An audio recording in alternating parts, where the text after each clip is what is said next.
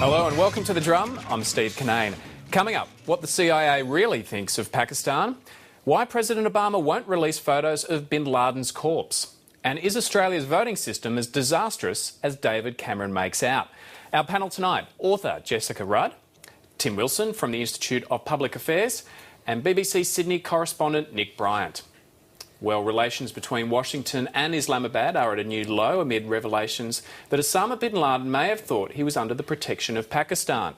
America's intelligence chief has told members of Congress that the al-Qaeda founder had a big wad of cash and telephone numbers sewn into his clothing, a sign that he was ready to run if he was tipped off about a US raid.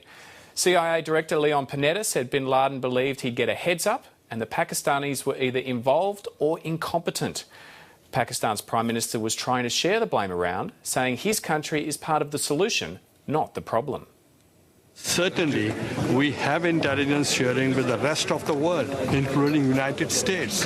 So if somebody points out that there is some of the lapses from Pakistan's side, that means there's the lapses from the whole world. But Pakistan's ambassador to the US has admitted it looks like a failure by his country's intelligence agencies. I'm told is we just dropped the ball. And there is going to be an inquiry of sorts. There will be we will get to the bottom of it. How did it happen?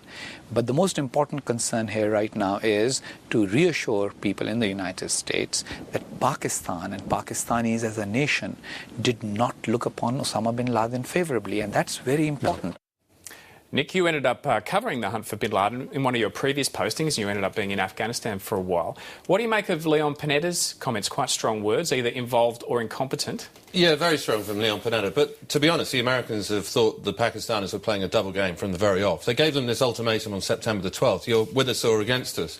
And from that moment on, they've never been quite sure which side Pakistan is fully on. I mean, 9 days after 9/11, Pervez Musharraf delivered a nationwide address to the Pakistani people. He said, we can capture bin Laden, but at the same time we can keep the Taliban in power. Obviously the Pakistanis had sponsored the Taliban initially because they wanted a pro-Islamic government in Kabul rather than a pro-Delhi government. That, for the Americans, was an example of their double game.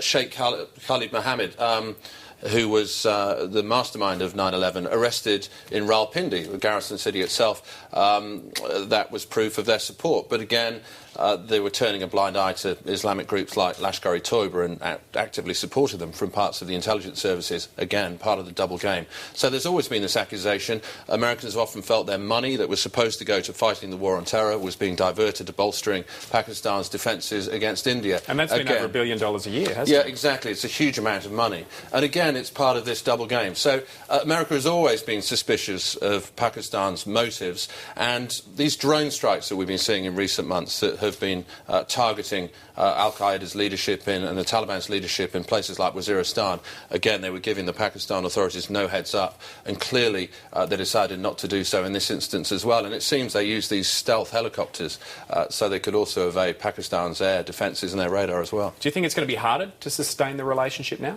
Oh, it's going to be very difficult. And there was always a suspicion that one of the reasons why Pakistan hadn't done more to actually flush out bin Laden was because they kind of enjoyed playing this double game, or they were comfortable playing this double game. And there was this fear that once bin Laden was found, then America's financial support for the Pakistan military would dry up. So that was one factor that a lot of people in Washington thought was perhaps thwarting the hunt for bin Laden. And it's extraordinary that he was found so close to Islamabad. And the idea that the Pakistan intelligence services were unaware of his presence there will strike many people in Washington as slightly fantastical. And Tim, I imagine in Washington the Republicans are they're looking to drop down the debt. This may be an area where they may want to pull some of the money out. Well, I don't think you can take anything off the agenda of the Republicans in wanting to slash the US government debt at the moment. But it does paint a really difficult picture for Pakistan, because whether they're involved or incompetent or incompetently involved, either way they've got this serious PR issue with the American public, as well as here as well, and in lots of other countries who have sent troops off who have fought and died to do things like the objectives of that mission the other night. And it does seem a bit disingenuous that they just can't have known anything about it. It doesn't mean that every level of the Pakistani brass understood, the military brass understood understood what was going on, but certainly there must have been elements within the system who did understand, who were protecting him at some level along the way. And I think people have a right to be annoyed and get to the bottom of it quickly. Jessica, it puts a bit of a dilemma for the US, though. The Republican Senator Lindsey Graham said you can't trust them, you can't abandon them. She said if you withdraw aid, it's a formula for a failed state. Yeah, look, I mean, I think that I think that really we've got to be really careful about drawing quick conclusions about who knew what and when, and I think we need to make sure that we're working cooperatively together.